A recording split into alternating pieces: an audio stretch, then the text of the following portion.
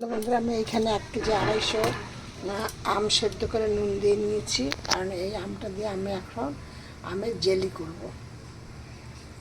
এই দেখো, আর এইখানে নিয়েছি পাঁচফোড়ন, জিরে, ধনে, শুকনো লঙ্কা, কালো সর্ষে সব আর ভেজে নিয়েছি।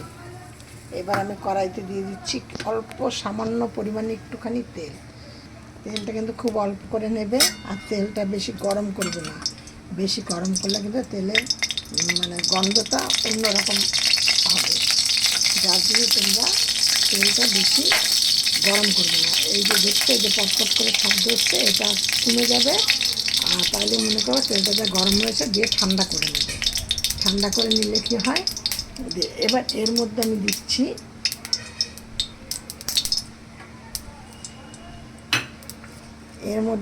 তিনটে শুকনো লঙ্কা,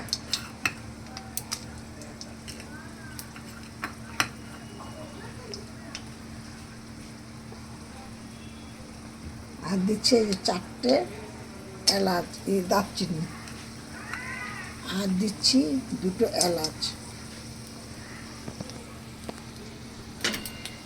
এইটাকে বেশ একটুখানি ভাজা করে নিচ্ছে। এবার গ্যাসটাকে একদম কমিয়ে দিলাম। এবার এর মধ্যে আমি দিয়ে দেবো, আমরা দিয়ে দিলাম আমি আমগুলো কিন্তু আমি যখন সেদ্ধ করছি তখন এর মধ্যে আমি নুন দিয়েছিলাম, আর একটুখানি হলুদ দিয়েছিলাম 1 চিমটি। দেখো, আমি যে ভাজা মশলাটাকে এবার আমি পেস্ট করে নিলাম, আর এর মধ্যে এবার দিয়ে দেবো চিনি। নুনটা আর দেবো না, কারণ নুন আমি তখন দিয়েছিলাম, বেশি করে দিয়েছিলাম, সেই জন্য। আমি এবার দিয়ে দিচ্ছি নুন, চিনিটা, আর একটুখানি চিনি দেবো।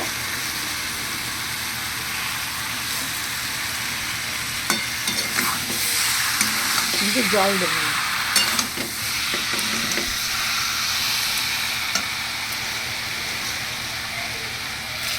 এবার গ্যাসটাকে কমিয়ে দেবো।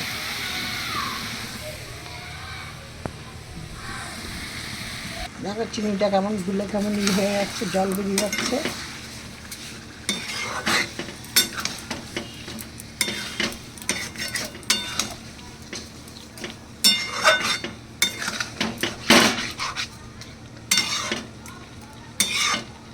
খুব বেশি একটা গরম করতে হবে না, একটু ভালো করে ফুটে গেলেই।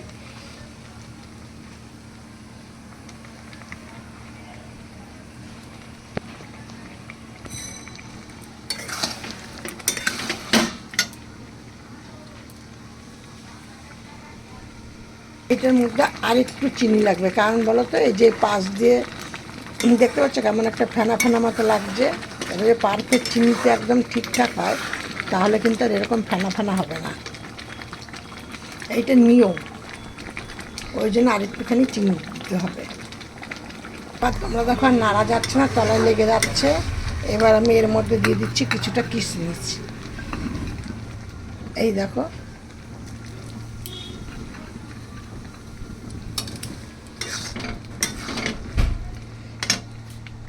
আর দিয়ে দিচ্ছে ভাজা মশলাটাকে।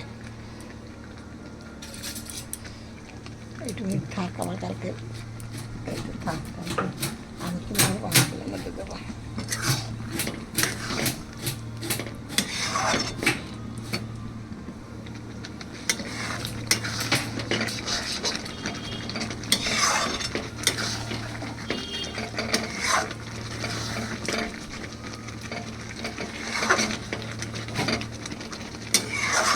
এই